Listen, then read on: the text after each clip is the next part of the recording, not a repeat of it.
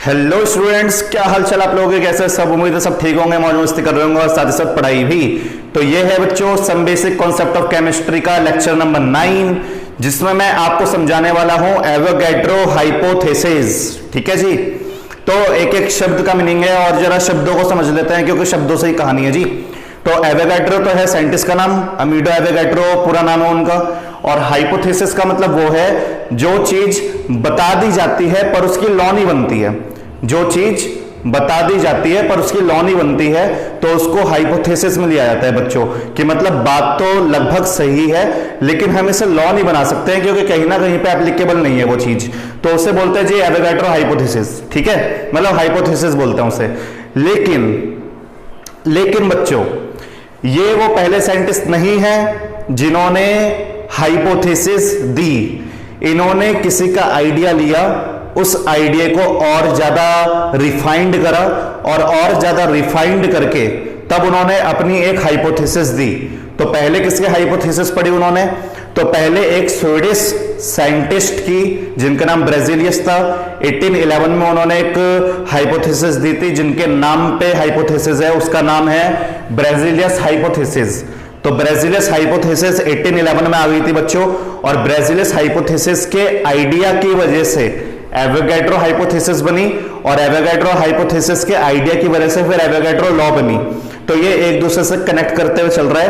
कहानी को समझते रहो क्योंकि रटने वाली चीज ने, कहानी को जितना समझोगे उतना आसान रहेगा। ध्यान रखना, मैं याद रखना भी नहीं बोलता हूं, ध्यान रखना बोलता हूं क्योंकि सारी की सारी चीजें समझने की ही है, एक एक शब्द समझने का है बच्चों। तो क्या हुआ, सबसे पहले ब्रेजिलियस ने कुछ बताया हमें, फिर ब्रेजिलियस की वो जो चीजें हैं वो किसने यूज करी? एवोगैड्रो ने यूज करी। फिर एवोगैड्रो हाइपोथेसिस बनी क्योंकि कुछ बातें उसमें अलग भी थी, कुछ बातें एक्सेप्शनल थी, कुछ बातें अलग अलग, मतलब काफी रिफाइंड करना पड़ा दोबारा से। और रिफाइंड करके तब जाके एवोगैड्रो हाइपोथेसिस को थप्पा लगा एवोगैड्रो लॉ का। ठीक है जी। तो सबसे पहले हम समझते हैं कि ब्रेजिलियस हाइपोथेसिस क्या था बच्चों। तो ब्रेजिलियस हाइपोथेसिस ये बोलता है हमको कि अगर आपके पास दो तरीके की गैस है, अगर आपके पास यहाँ पे दो तरीके की गैस है, जैसे आपके पास यहाँ पे हाइड्रोजन गैस है बच्चों, जैसे यहाँ पे मेरे पास हाइड्रोजन गैस है, ये मेरे पास हाइड्रोजन गैस हो गई। ठीक है, ये मान लो कि ये मेरे पास हाइड्रोजन गैस है, मैंने रिएक्शन में भी बता रखा है और मैं कुछ ऐसे डायग्राम बना के भी आपको समझा देता हूँ। ये मेरे पास कोई हाइड्रोजन गैस है, ये वाली जो है मेरे पास एक क्लोरीन गैस है। तो ये लीजिए क्लोरीन गैस 1 2 3 4 5 6, तो ये हो गई जी मेरे पास क्लोरीन गैस। और इससे मिलकर जो बनेगा, इससे मिलकर, ठीक है, इन दोनों को मिला दिया और इनसे मिलकर जो बनेगा वो बनेगा HCl गैस। इनसे मिलकर क्या बनेगा जी? HCl गैस बनेगी, यानी कि 2HCl गैस बन जाएगी हमारी। तो ये है जी कहानी। तो जब दो गैस को मिलाया जाएगा तो हमें एक तीसरी गैस मिलेगी। हमें क्या मिलेगी? तीसरी गैस। तो ये उन्होंने बताया। और उसने बोला कि अगर आप टेम्परेचर क्या रखोगे? सेम, मतलब यहाँ पे भी टेम्परेचर T रहने वाला है, यहाँ पे भी टेम्परेचर T रहने वाला है और यहाँ पे भी टेम्परेचर T रहने वाला है। अगर आप टेम्परेचर सेम रखते हो और प्रेशर भी सेम रखते हो, प्रेशर यानी कि यहाँ पे भी प्रेशर P रहने वाला है, यहाँ पे भी प्रेशर P रहने वाला है और यहाँ पे भी प्रेशर P रहने वाला है। तीनों कंडीशन में टेम्परेचर सेम रहने वाला है, प्रेशर सेम रहने वाला है। ठीक है जी। तो टेम्परेचर और प्रेशर क्या रहेगा? सेम रहेगा। तो उसने बोला जितना भी वॉल्यूम होगा, जितना भी वॉल्यूम होगा सारी की सारी गैसेस का, वो उनके एटम्स के बराबर होगा। वो उनके किसके बराबर होगा? एटम्स के बराबर होगा। तो ये बोला गया, मतलब यहाँ पे क्या बोलते हैं, वॉल्यूम होगा कुछ, ये गैस का कुछ वॉल्यूम होगा। तो जितना भी गैस का वॉल्यूम होगा, जितना भी गैस का क्या होगा बच्चों? वॉल्यूम होगा, वो हमेशा एटम के बराबर होगा। वो हमेशा किसके बराबर होगा? एटम के बराबर। जितने एटम होंगे उतना वॉल्यूम होगा, जितने एटम होंगे उतना वॉल्यूम होगा। इसको मैं बैलून के हिसाब से समझा देता हूं आपको। जब आप पार्टी वाले बैलून यानी कि बर्थडे वाले बैलून को फुलाते हो, तो बर्थडे वाले बैलून को जब आप फुलाते हो बच्चों, तो आप अपने मुंह से गैस जो है वो बैलून में डाल रहे हो। तो जितनी आप गैस बैलून में डालोगे तो उतना वॉल्यूम क्या करेगा? ऑक्यूपाई करेगा। इसका मतलब वॉल्यूम बढ़ता जाएगा जैसे जैसे आपकी मुंह की गैस जो है वो बैलून में जाती रहेगी। तो वही कहानी है बच्चों, बिल्कुल वही कहानी है। कहानी यह है, जैसे जैसे नंबर ऑफ एटम्स गैस के बढ़ते जाएंगे, जैसे जैसे नंबर ऑफ एटम्स गैस के बढ़ते जाएंगे, वैसे वैसे वॉल्यूम भी क्या होता जाएगा, बढ़ता जाएगा। वैसे भी वॉल्यूम क्या होता जाएगा, बढ़ता जाएगा। मतलब जितने एटम होंगे उतना वॉल्यूम होगा, जितने एटम होंगे उतना क्या होगा, वॉल्यूम होगा। तो ये कहानी है under the condition of fix temperature and fix pressure, under the condition of fix temperature and fix pressure. तो एक बार डेफिनेशन को रीड कर लेते हैं।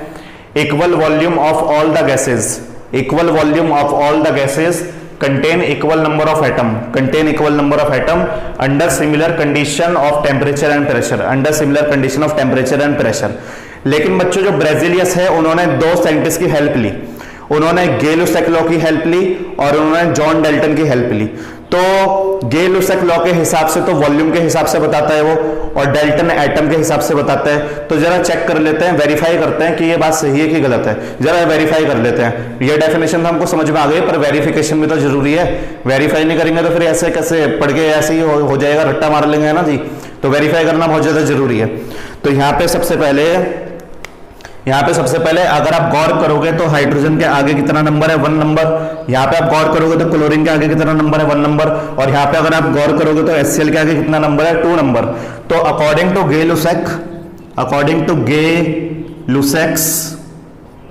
गे-लुसैक ये बोलता है जी कि आगे का जो नंबर है उसको वॉल्यूम के तौर पे लिया जाता है, और आगे का जो नंबर है वो आगे जाके आप पढ़ोगे कि उसको स्टोइचोमेट्रिक कोफिशिएंट भी बोलते हैं, आगे जाके हम पढ़ेंगे, ठीक है। लेकिन जो आगे का भी 1 नंबर है, आगे का जो 1 नंबर है और आगे का जो 2 नंबर है उसको एज अ वॉल्यूम के तौर पे लिया जाता है। तो आगे यहाँ पे 1 है तो हाइड्रोजन का वॉल्यूम 1 वॉल्यूम हो गया, ठीक है जी। आगे यहाँ पे भी 1 है तो क्लोरीन का कितना हो गया, 1 वॉल्यूम हो गया, ठीक है। और यहाँ पे आगे 2 है तो यहाँ पे जो HCl का है वो 2 वॉल्यूम हो गया, HCl का है 2 वॉल्यूम, यानी कि 1 वॉल्यूम आपको कितना देगा, 2 वॉल्यूम तो बराबर है, वॉल्यूम तो बराबर है, ठीक है। इक्वल वॉल्यूम बोला था बच्चों, इक्वल वॉल्यूम, तो वॉल्यूम बराबर है। यहाँ पे भी 2 वॉल्यूम और यहाँ पे भी 2 वॉल्यूम है, वॉल्यूम बराबर है। कंडीशन सेटिस्फाई हो गई, equal volume of all the gases, condition satisfy हो गई, ठीक है। अब देखते हैं बच्चों क्या एटम की बात आ रही है कि नहीं आ रही है, इक्वल नंबर ऑफ एटम की बात आ रही है कि नहीं आ रही है। तो इक्वल नंबर ऑफ एटम किससे देखना है, इक्वल नंबर ऑफ एटम देखना है जॉन डाल्टन के हिसाब से।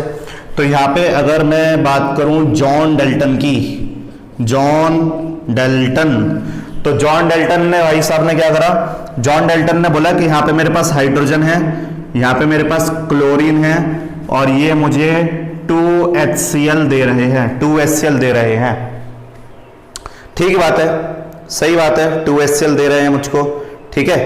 तो यहाँ पे हाइड्रोजन है और क्लोरीन है, और यहाँ पे हमें वो तो वॉल्यूम के हिसाब से, सॉरी यहाँ पे 2 नहीं, वॉल्यूम के हिसाब से। एवोगैड्रो ने ये बताया था, डाल्टन ने ये बताया था, यहाँ पे हाइड्रोजन है, यहाँ पे क्लोरीन है, और यहाँ पे मेरे पास ये कुछ बन गया।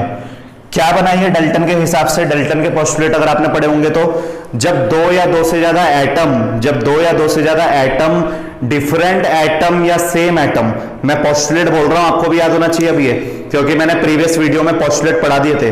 जब 2 डिफरेंट एटम या 2 सिमिलर एटम आपस में जुड़ते हैं तो या तो वो मॉलिक्यूल बनाते हैं या तो वो कंपाउंड एटम बनाते हैं, या तो वो मॉलिक्यूल बनाते हैं या तो वो क्या बनाते हैं, कंपाउंड एटम बनाते हैं। कंपाउंड एटम, उसका कहने का उस समय क्या बोलते हैं, बहुत 100-150 साल पुरानी बातें हैं बच्चों। तो कंपाउंड एटम बोला जाता था, कंपाउंड भी नहीं बोलते थे, कंपाउंड एटम बोला जाता था, उसकी थ्योरी में उसने ये बताया हमको। तो बच्चों जरा गौर करना, यहाँ पे तो H है लेकिन यहाँ पे तो H2 है, यहाँ पे बच्चों Cl है, यहाँ पे बच्चों Cl2 है। तो यहाँ पे तो पंगा है, बहुत बड़ा पंगा है यहाँ पे, क्योंकि यहाँ पे ये 2 है, यहाँ पे 2 है और यहाँ पे ये है। उस समय बैलेंसिंग भी नहीं पता थी, ध्यान दो बात पर, आपको सब पता है, मुझे भी पता है कि बैलेंस कर दो, 2 लगा दो, लेकिन उस समय बैलेंसिंग भी तो नहीं थी मेरे बच्चों। अब बैलेंसिंग नहीं तो उसने क्या करा, उसने बोला कि अगर यहाँ पे एक H है, यहाँ पे Cl 1 है, तो मैं H को 1 बना दूंगा, Cl को 1 बना दूंगा। कैसे बना दूंगा भाई, मैं यहाँ पे हाफ से मल्टीप्लाई कर दूंगा, मैं यहाँ पे हाफ से मल्टीप्लाई कर दूंगा, हाफ से हाफ कट जाएगा और मेरे पास ये आ जाएगा। लेकिन यहाँ पे जॉन डाल्टन ने अपने ही पोस्टुलेट को गलत बता दिया। फिर भाई एटम तो टूट ही नहीं सकता, वो क्यों तोड़ रहा है, वो 2 से 2 को कैंसिल करेगा तो मतलब एटम को तोड़ रहा है ना असल में। तो यहाँ पे तो बहुत बड़ा जो एटम का पॉइंट है कि एटम डिवाइड नहीं हो सकता है, जो कि जॉन डाल्टन ने बताया था हमको, वो अपनी बात को यहाँ पे गलत साबित कर रहा है। फिर और यहाँ पे प्रॉब्लम क्रिएट हो रही थी फिर जे ब्रेजिलियस की उसमें। तो जे ब्रेजिलियस ने बोला कि भैया इक्वल वॉल्यूम होगा, इक्वल नंबर ऑफ एटम्स होंगे, लेकिन दिक्कत की बात यह है कि अगर यहाँ पे हम एटम लेते हैं, अगर यहाँ पे हम एटम लेते हैं तो तोड़ना पड़ेगा एटम को, और अगर एटम को तोड़ना पड़ेगा तो यहाँ पे दिक्कत हो जाएगी। अगर यहाँ पे एटम लेते हैं तो एटम को तोड़ना पड़ेगा, फिर दिक्कत हो जाएगी बहुत ज्यादा।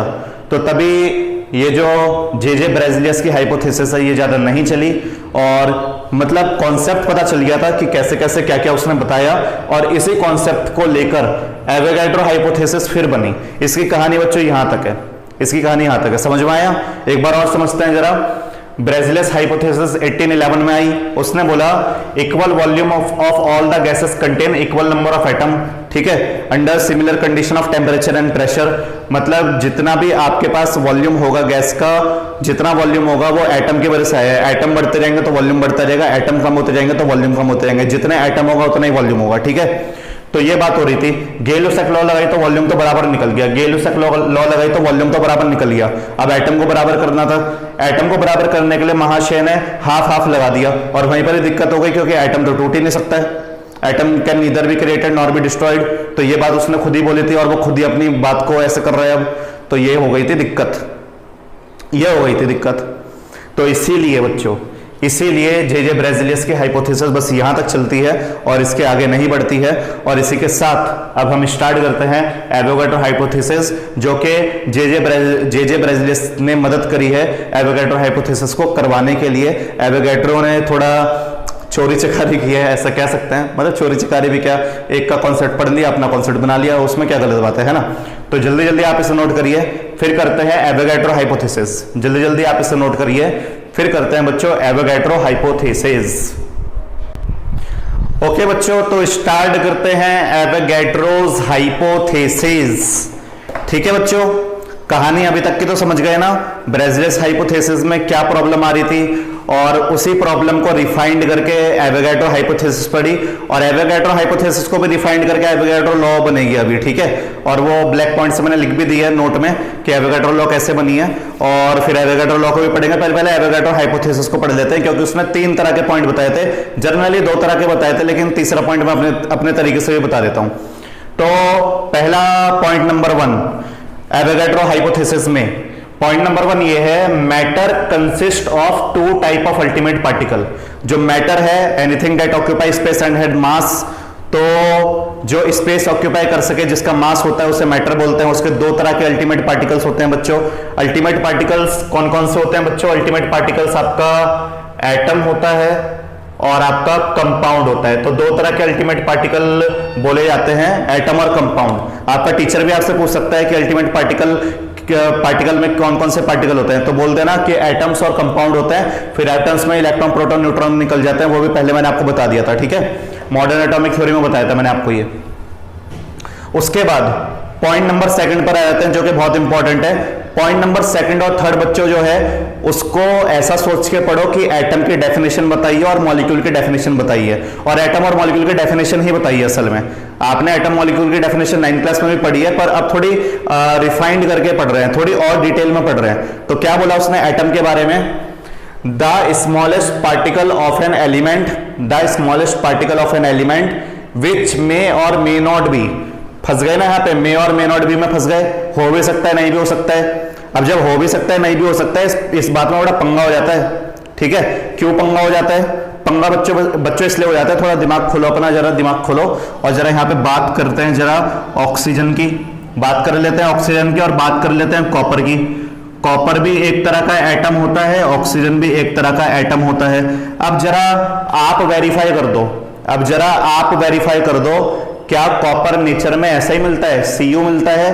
और आप वेरीफाई कर दो, क्या ऑक्सीजन एटम, ऑक्सीजन जो है वो नेचर में सच में ऐसे ही मिलता है क्या? तो आपका जवाब होगा ऑक्सीजन सर बिल्कुल नेचर में ऐसा नहीं मिलता है। ऑक्सीजन नहीं मिलता है नेचर में ऐसा, क्योंकि उसे अपना ऑक्टेट पूरा करना होता है, उसे बॉन्डिंग करनी होती है, और उसे क्या बनाना होता है? उसे O2 बनाना होता है असल में। लेकिन कॉपर को कोई दिक्कत नहीं है, कॉपर अकेला एग्जिस्ट कर सकता है। तो यहां पे बात क्या हो गई? मे और मे नॉट में आ गई ना, मे और मे नॉट में हो भी सकता है, नहीं भी हो सकता है। भाई किसी किसी की प्रॉपर्टी है कि वो अकेला एग्जिस्ट कर सकता है, किसी किसी की प्रॉपर्टी है वो अकेला एग्जिस्ट नहीं कर सकता है, उसे दूसरे बंदे की जरूरत पड़ेगी। ऐसी शादियों में भी होता है, कुछ लोग शादी करते हैं, कुछ लोग शादी नहीं करते हैं, जो नहीं करते हैं वो इंडिपेंडेंट है, कोई दिक्कत नहीं है, उन्हें अकेले जी सकते हैं, ठीक है। और जिनको शादी करनी है, जो कर लेते हैं शादी, वो अपने क्या बोलते हैं बीवी के साथ खुश है या अपने पति के साथ खुश है, कोई दिक्कत की बात नहीं है, उसे खुश है भैया, स्टेबल है वो भी, ये भी अपना अकेले में स्टेबल है, वो भी अपना अकेले में स्टेबल है, कोई दिक्कत थोड़ी ना आ गई। तो आया जी समझ में, आपको आया समझ में। तो यहाँ पे बात फंस गई थी, लेकिन फंसी हुई बात को भी हमने सीख लिया कि भैया हो भी सकता है और नहीं भी हो सकता है, कौन सा हो सकता है और कौन सा नहीं भी हो सकता है वो भी हमने पढ़ लिया, ठीक है। तो यहां पे बात है the smallest particle of an element which may or may not have independent, which may or may not have independent, जो कि इंडिपेंडेंट हो भी सकते हैं और नहीं भी हो सकते हैं, किसी पे डिपेंड हो भी सकते हैं और नहीं भी हो सकते हैं, ठीक है। Exist takes part in a chemical reaction, जब हम पहले से पढ़ते आ रहे हैं, एटम केमिकल रिएक्शन में पार्ट लेता है, take part in a chemical reaction is called atom. तो एटम की डेफिनेशन क्या हो गई, एटम एक तरह का स्मॉलेस्ट पार्टिकल होता है जो कि इंडिपेंडेंट हो भी सकता है और जो कि इंडिपेंडेंट नहीं भी हो सकता है, जो कि इंडिपेंडेंट हो भी सकता है, जो कि इंडिपेंडेंट हो भी सकता है और जो कि इंडिपेंडेंट नहीं भी हो सकता है, उसे जरूरत नहीं पड़ सकती है या उसे जरूरत पड़ भी सकती है दूसरे एटम की, ठीक है। और जो केमिकल रिएक्शन में पार्ट लेता है उसे क्या बोलेंगे, एटम, उसे क्या बोलेंगे, एटम। यह है उसकी पहली, यह है उसकी दूसरा पॉइंट। जरा तीसरे पॉइंट पे आ जाते हैं। The smallest particle of substance, the smallest particle of substance, substance में एलिमेंट कंपाउंड दोनों आ जाते हैं। Capable of independent, capable of independent existence is called molecule. इसका मतलब पहले वो जुड़ गया, अब O2 है बच्चों, अब O2 आप सांस में लेते तो हो, जैसे आपके पास हाइड्रोजन हो गया तो हाइड्रोजन भी H2 की फॉर्म में होता है, जैसे आपके पास क्लोरीन हो गया तो क्लोरीन भी Cl2 की फॉर्म में होता है। तो जो आपका मॉलिक्यूल बन चुका है वो फ्रीली घूमेगा ना, अब तो वो इंडिपेंडेंट है, कोई दिक्कत नहीं उसे। तो दुनिया में जो भी चीजें इंडिपेंडेंट है, जो भी चीजें इंडिपेंडेंट है तो उन्हें क्या बोलेंगे जी, मॉलिक्यूल, क्या बोलेंगे, मॉलिक्यूल। और ये गैसेस में ज्यादा देखा गया है, किसमें देखा गया है, गैसेस में, गैसेस में ज्यादा देखा गया है कि गैसेस हमेशा मॉलिक्यूल बना के रखती है। एग्जांपल उठा लेते हैं जरा, एग्जाम्पल देखो, एग्जाम्पल जैसे आपके पास नाइट्रोजन हो गया तो नाइट्रोजन हमेशा आपको N थोड़ी ना मिलेगा, नाइट्रोजन आपको हमेशा N2 मिलेगा। जैसे आप ऑक्सीजन देख लो, ऑक्सीजन आपको नेचर में ऐसा थोड़ी ना मिलेगा, ऑक्सीजन आपको O2 मिलेगा। जैसे आप क्लोरीन को देख लो तो क्लोरीन आपको ऐसा थोड़ी ना मिलेगा, क्लोरीन आपको Cl2 मिलेगा। जैसे आप फ्लोरीन को देख लो तो फ्लोरीन आपको ऐसा थोड़ी ना मिलेगा, फ्लोरीन आपको F2 मिलेगा। तो ज्यादातर जो बच्चों गैसेज हैं वो आपको as a molecule, as a compound में मिलेगी। जैसे आपका कार्बन डाइऑक्साइड हो गया, गैस है आपकी कार्बन डाइऑक्साइड। जैसे आपका NH3 अमोनिया हो गया, गैस हो गई आपकी अमोनिया। तो हमेशा ये कंपाउंड फॉर्म में मिलेगी, यानी कि मॉलिक्यूल फॉर्म में मिलेगी। तो क्लियर हो गया आपको, कोई दिक्कत तो नहीं है। अब ये बताओ हमने बनाया क्या, ये हमने इनको मॉलिक्यूल बनाया? हमने नहीं बनाया इनको मॉलिक्यूल, ये तो खुद से मॉलिक्यूल बनाए। और जो खुद से काम होता है उसे क्या बोलते हैं, जो खुद से दिल से काम करता है उसे क्या बोलते हैं, स्पॉन्टेनियस, खुद से होने वाला काम।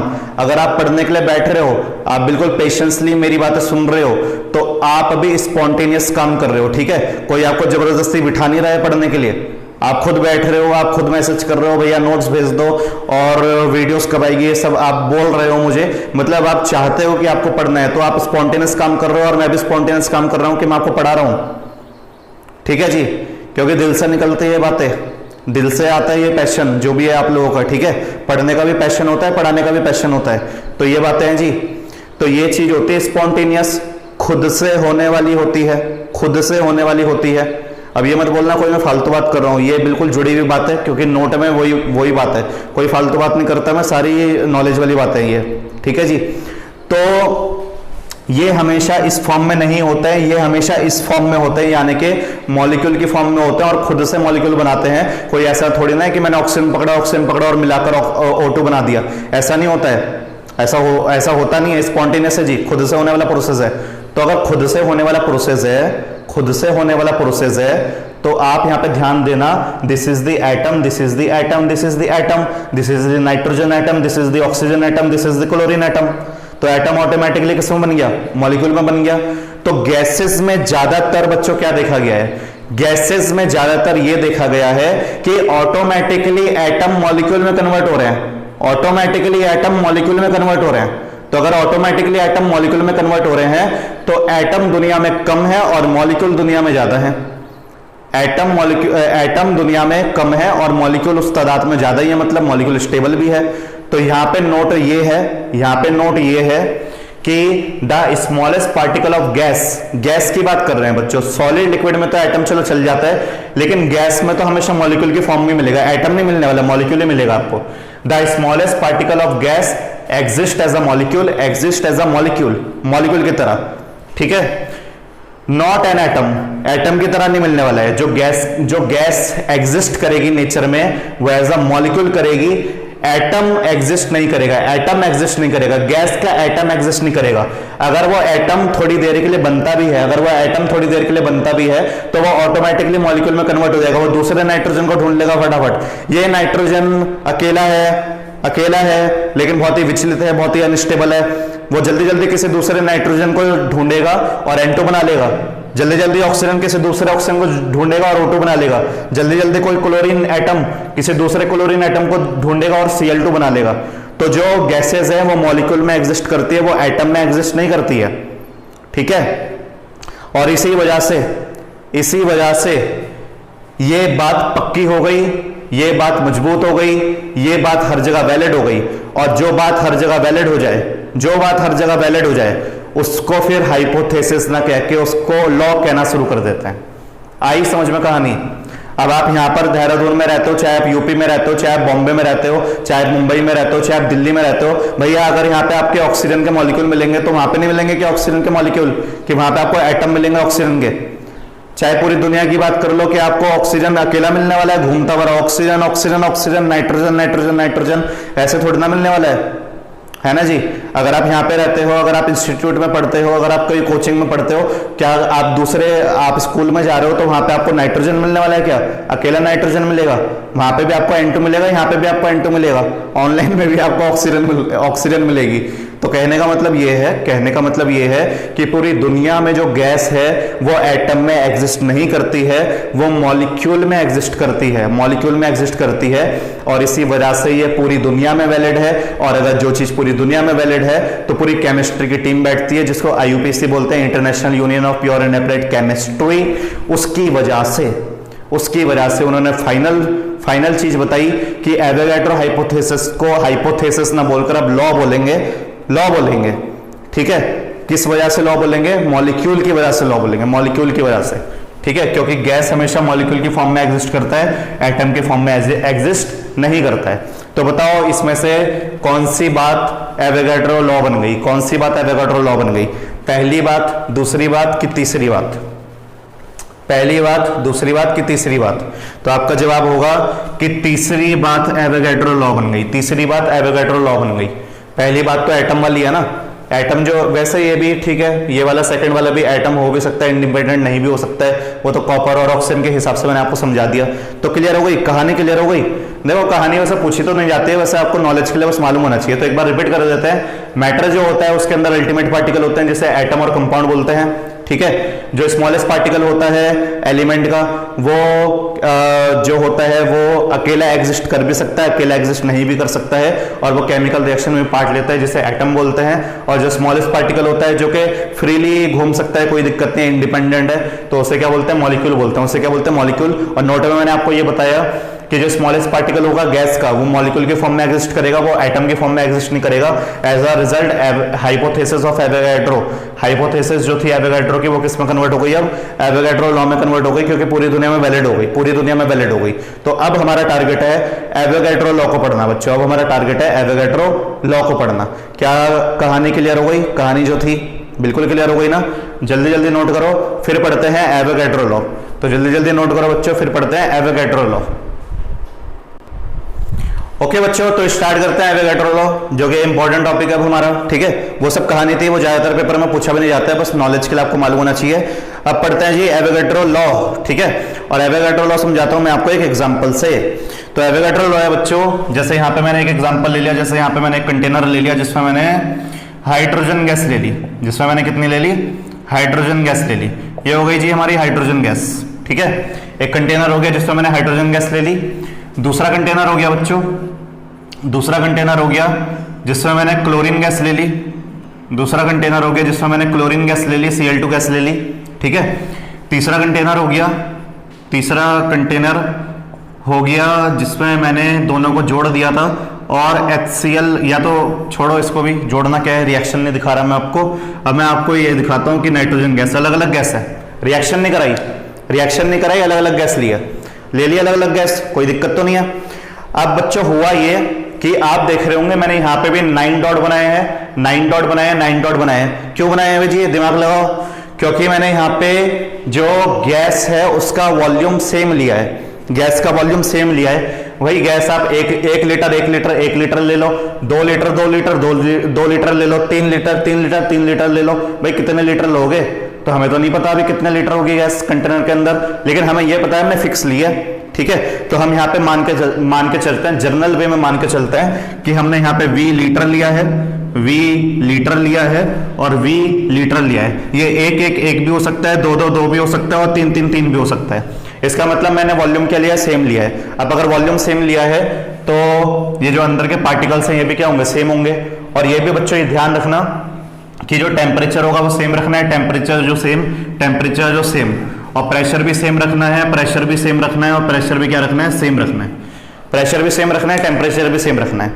तो क्या है जी कहानी ये है कि अगर आप वॉल्यूम बराबर रखोगे under similar temperature and similar pressure, condition change नहीं करोगे, ये भी टेम्परेचर 25 होगा तो ये भी 25 होगा तो ये भी 25 होगा, ये प्रेशर 1 बार होगा तो ये प्रेशर भी 1 बार होगा तो ये प्रेशर भी 1 बार होगा। अब आपका जवाब होगा क्यों जी, ऐसा क्यों करते हैं, टेम्परेचर क्यों सेम रख रहे हैं? क्योंकि बच्चों ऐसा है कि टेम्परेचर इसलिए सेम रखना पड़ता है कि हम यहाँ पे एक्सपेरिमेंट कर रहे हैं कोई जम्मू कश्मीर में कर रहा होगा, कोई अंटार्कटिका में कर रहा होगा, वहां पे टेम्परेचर कुछ और होगा, यहाँ पे टेम्परेचर कुछ और है। तो यहाँ पे fix temperature 25 degree room temperature लेके चलते हैं। तो जो भी आप एक्सपेरिमेंट कर रहे हो, कुछ ठंडे इलाके में करेंगे, कुछ लैब में करेंगे, कुछ AC में करेंगे, ठीक है, कुछ झोपड़पट्टी में करेंगे, भैया एक्सपेरिमेंट तो चलते चलते भी हो जाता है, फिर उसका कंक्लूजन निकालना पड़ता है। तो जो भी आप रिपोर्ट बना के तैयार करोगे, जो भी आप अपने एक्सपेरिमेंट की फाइल बना के तैयार करोगे, वो 25 डिग्री यानी कि फिक्स टेम्परेचर पर करोगे, रूम टेम्परेचर पे करोगे बच्चों, क्योंकि ये स्टैंडर्ड होता है। क्योंकि ये क्या होता है, स्टैंडर्ड। अब कोई अमेरिका का साइंटिस्ट और कोई इंडिया का साइंटिस्ट अगर कोई एक्सपेरिमेंट कर रहा होगा, वो भी रूम टेम्परेचर पर ही करेगा। रूम टेम्परेचर केमिस्ट्री का 25 डिग्री सेल्सियस होता है, तो अमेरिका वाला भी 25 डिग्री सेल्सियस पे करेगा और यहाँ वाला भी, यानी कि यहाँ वाला भी 25 डिग्री सेल्सियस पे करेगा। तो कहने का मतलब ये है बच्चों, इसलिए हम टेम्परेचर को फिक्स रखते हैं और प्रेशर को भी क्या रखते हैं, फिक्स रखते हैं। क्योंकि जो भी एक्सपेरिमेंट हो रहा है, उसने वहां पे एक्सपेरिमेंट करा, उसको हम चेक भी तो करेंगे कि उसने एक्सपेरिमेंट सही करा कि नहीं करा। और वो चेक फिर कैसे करेंगे, 2 चीजें तो हमें फिर मालूम होनी चाहिए ना, टेम्परेचर प्रेशर हमेशा के लिए, कि कॉल करके पूछेंगे हाँ जी आपने टेम्परेचर प्रेशर क्या रखा, तो यहाँ पे टेम्परेचर प्रेशर हम सेम रखते हैं, फिर स्टैंडर्ड रखते हैं। और ये सब लोगों को पता है, सारे साइंटिस्ट को पता है कि क्या रखते हैं, 25 डिग्री सेल्सियस या 0 डिग्री सेल्सियस या 100 डिग्री सेल्सियस रखते हैं, और प्रेशर रखते हैं 1 बार यानी कि 1 ATM भी बोल देते हैं कोई, ठीक है जी। इतनी बात समझ में आई? तो देखो बच्चों यहाँ पे क्या बात है, यहाँ पे बात ये है कि अगर आपका वॉल्यूम हम सेम लेते हैं, डिफरेंट गैसेस का, गैस क्या है, डिफरेंट, यहाँ पे हाइड्रोजन गैस है, यहाँ पे क्लोरीन गैस है, यहाँ पे नाइट्रोजन गैस है। तो अगर वॉल्यूम अगर सेम लेते हैं डिफरेंट गैस का under similar condition of temperature and pressure, तो नंबर ऑफ मॉलिक्यूल्स बराबर आएंगे। यहाँ पे भी n मॉलिक्यूल्स आएंगे, यहाँ पे भी n मॉलिक्यूल्स आएंगे, यहाँ पे भी n मॉलिक्यूल्स आएंगे, कहानी खत्म। इसका मतलब ये है जैसे जैसे वॉल्यूम बढ़ता जाएगा, वैसे ही वैसे नंबर ऑफ मॉलिक्यूल्स बढ़ते रहेंगे, वैसे नंबर ऑफ मॉलिक्यूल्स भी बढ़ते रहेंगे। या उल्टा भी बोल सकते हो, जितने ज्यादा आप नंबर ऑफ मॉलिक्यूल्स बढ़ाओगे, वैसे वैसे वॉल्यूम भी क्या होता जाएगा, बढ़ता रहेगा। जितने नंबर ऑफ मॉलिक्यूल्स उतना वॉल्यूम, तभी मैंने यहाँ पे 9 बनाए। तो चाहे सेम गैस ले लो, चाहे अलग गैस ले लो, अगर वॉल्यूम सेम है तो नंबर ऑफ मॉलिक्यूल की अमाउंट भी सेम होगी, क्या होगी, सेम होगी। तो क्लियर हो गया आपको? क्लियर हो गया? डेफिनेशन कैसे लिखते हैं, लॉ है, इज्जत देनी पड़ेगी। अब इज्जत कैसे दोगे, तो लॉ को स्टार्ट करने का जो तरीका है वो होता है इट स्टेट दैट। कैसे स्टार्ट करते हैं, इट स्टेट दैट। सबसे पहले कंडीशन लगा दो, जो आपने कंडीशन बताई है। कौन सी कंडीशन बताई है आपने, फिक्स वाली कंडीशन है under similar condition of temperature and pressure equal volume of different gases, equal volume of different gases, equal volume of different gases contain equal number of molecule, contain equal number of molecules, contain equal number of molecules. क्या definition clear हो गई? क्या Avogadro law clear हो गई? यही है बच्चों Avogadro law, कोई दिक्कत तो नहीं है इसमें, ठीक है। तो एक बार दोबारा समझा देते हैं। आप अगर डिफरेंट गैस लेते हो लेकिन डिफरेंट गैस का वॉल्यूम क्या लिया है आपने? सेम लिया है। आप अगर डिफरेंट गैस लेते हो, डिफरेंट गैस का वॉल्यूम आपने क्या लिया? सेम लिया है। 1 litre 1 litre 1 litre 2 litre 2 litre 2 litre मतलब 20 लीटर। हमें नहीं पता कितना है तो 20 लीटर ले लिया हमने। तो जितना आपका वॉल्यूम होगा उतनी आपके नंबर ऑफ मोल्स होंगे, उतनी आपके नंबर ऑफ मॉलिक्यूल्स होंगे, ठीक है। मॉलिक्यूल बराबर होंगे, जितना वॉल्यूम उतना ही मॉलिक्यूल होंगे, जितना वॉल्यूम उतना ही मॉलिक्यूल होंगे under similar condition of temperature and pressure, under similar condition of temperature and pressure. क्या क्लियर हो गई बात आपको? कोई दिक्कत तो नहीं है? जल्दी जल्दी नोट कर लीजिए। अब करते हैं बच्चों, अब करते हैं एवोगैड्रो की एप्लीकेशन। और 3 एप्लीकेशन है बच्चों। पहली एप्लीकेशन तो एटॉमिसिटी है, वो तो बहुत ही सिंपल है, उसको जल्दी जल्दी फटाफट कवर अप करेंगे। एटॉमिसिटी आपने 9th क्लास में भी पढ़ रखा होगा। दूसरी एप्लीकेशन जो है और तीसरी एप्लीकेशन जो है उसका पेपर में डेरिवेशन आता है 2 मार्क्स में, तो वहां पे हमें डेरिवेशन करना है, फॉर्मूला बनाना है, और वो फॉर्मूला आगे के लिए मोल कॉन्सेप्ट के लिए और एम्पेरिकल और मॉलिक्यूलर फॉर्मूले के लिए हमारे लिए बहुत ज्यादा इंपॉर्टेंट होने वाला है। तो इसलिए हम डेरिवेशन करेंगे 2nd और 3rd, लेकिन पहले एटॉमिसिटी भी पढ़ेंगे एप्लीकेशंस में। तो जल्दी जल्दी आप इसे नोट करिए, फिर कहते हैं एवोगैड्रो लॉ की एप्लीकेशन। तो जल्दी जल्दी नोट करिए बच्चों इसे। ओके स्टूडेंट, तो स्टार्ट करते हैं एप्लीकेशन ऑफ एवोगैड्रो, ठीक है। और इसमें 3 एप्लीकेशन है। पहली जो एप्लीकेशन है बच्चों वो है deduction of atomicity of elementary particle. मतलब डिडक्शन का मतलब टू फाइंड भी लिख सकते हो, टू फाइंड भी लिख सकते हो या आइडेंटिफाई भी लिख सकते हो, कोई दिक्कत की बात नहीं है, ठीक है। एटॉमिसिटी में अभी समझाता हूं एटॉमिसिटी क्या होता है। Of elementary gases, elementary gases का मतलब ये होता है जो आपकी एलिमेंट की गैस होती है और गैस में से मॉलिक्यूल की फॉर्म में ही तो होती है। तो जरा एटॉमिसिटी को समझ लेते हैं एग्जांपल से, डेफिनेशन नहीं एग्जांपल से समझाता हूं, देखो कैसे समझेंगे। तो यहाँ पे मैं एग्जांपल दे देता हूं बच्चों, जैसे यहाँ पे ऑक्सीजन हो गया, यहाँ पे ओजोन हो गया, यहाँ पे आपके पास क्लोरीन हो गया, यहाँ पे आपके पास फ्लोरीन हो गया, यहाँ पे आपके पास नाइट्रोजन हो गया, यहाँ पे आपके पास सल्फर हो गया, यहाँ पे आपके पास CO2 हो गया बच्चों, और यहाँ पे आपके पास कुछ भी मान लो P2O5 हो गया। तो ये कुछ मेरे पास मॉलिक्यूल हो गए, ये कुछ मेरे पास मॉलिक्यूल हो गए बच्चों। अब ये मत बोलना सर ये तो कंपाउंड है, ये भी मॉलिक्यूल है but it is the heteroatomic molecule, जो कि एज अ कंपाउंड के फॉर्म में होते हैं। प्रीवियस लेक्चर देख लेना मॉलिक्यूल का। तो मॉलिक्यूल 2 टाइप के होते हैं, होमोएटॉमिक मॉलिक्यूल, हेटेरोएटॉमिक मॉलिक्यूल। और हेटेरोएटॉमिक मॉलिक्यूल को कंपाउंड भी बोला जाता है। तो कंपाउंड और हेटेरोएटॉमिक मॉलिक्यूल एक जैसे ही होते हैं, बराबर होते हैं, ठीक है, नाम दोनों के सेम होते हैं। तो ये जो है बच्चों ये 2 ऑक्सीजन से बना है, ये देखो 2 ऑक्सीजन से बना है। 2 ऑक्सीजन को एटम बोलेंगे, अगर अकेला अकेला ऑक्सीजन है तो एटम बोलेंगे, और दोनों ऑक्सीजन अगर आपस में मिल गए तो O2 मतलब मॉलिक्यूल बोलेंगे, मॉलिक्यूल बोलेंगे। तो आप बताओ ये जो O2 बना है ये कितने एटम से बना है? ये 2 एटम से बना है, और वो नंबर यहाँ पे भी नीचे शो हो रहा है। तो कहने का मतलब है कि इसकी जो एटॉमिसिटी हो गई, इसकी जो एटॉमिसिटी हो गई वो 2 हो गई। अब ये बताओ ऑक्सीजन के नीचे कितना नंबर है? 3 है, तो एटॉमिसिटी क्या हो गई? 3 हो गई। ये बताओ मॉलिक्यूल के नीचे कितना नंबर है? एटॉमिसिटी 2 हो गई, इसकी एटॉमिसिटी 2 हो गई, इसकी एटॉमिसिटी 2 हो गई, इसकी एटॉमिसिटी कितनी हो गई? 8 हो गई। सल्फर के नीचे 8 लिखा है, इसकी एटॉमिसिटी कितनी हो गई? बताओ कितनी हो गई एटॉमिसिटी? 4 तो नहीं बोला? 4 बोला था नालायक हो तुम ठीक है, उंगली पे मत जाओ, उंगली तो मैं ऐसे भी कर सकता हूँ, ऐसे भी कर सकता हूँ, ऐसे भी कर सकता हूँ, उंगली पे क्यों जा रहे हो? कॉन्सेप्ट देखो ना। तो कॉन्सेप्ट ये है कि यहाँ पर कार्बन 1 है और ऑक्सीजन के नीचे 2 है, कार्बन 1 है ना और ऑक्सीजन 2 है, तो यहाँ पे टोटल 1 + 2 कितना हो गया? 3 हो गया, तो एटॉमिसिटी 3 हो गई। अब चलो इसका जवाब दो फटाफट, इसका जवाब दो। P2O5 को कितनी हो गई एटॉमिसिटी? यहाँ पे 2 है, यहाँ पे 5 है, 5 और 2 को ऐड करोगे तो कितना आ जाएगा? 7 आ जाएगा। तो एटॉमिसिटी कितनी हो गई? 7। तो क्लियर हो गया बच्चों, आपको क्लियर हो गया एटॉमिसिटी क्या होता है? तो एटॉमिसिटी को आप पढ़ लेते हैं कि एटॉमिसिटी की डेफिनेशन क्या बनेगी।